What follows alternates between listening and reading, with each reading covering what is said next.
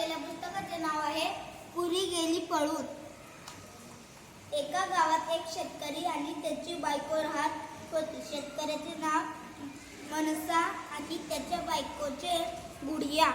मनसाकडे पैसे खूप होते, परंतु काम करण्यासाठी माणसे कमी होते.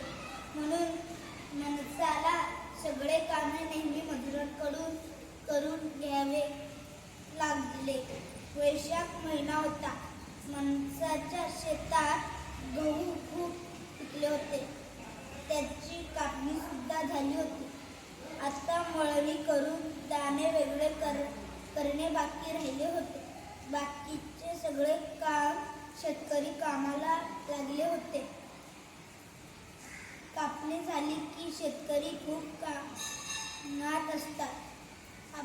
आपल्या मजूर मिळावेत म्हणून मनसाचे खूप प्रयत्न केले, पण त्याला कोणच सापडेना.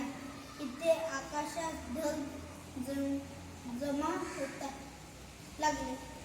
पाऊस आला तर सगळे धान्य खराब होण्याची भीती होती. काही दिवसांनी एक सण होता.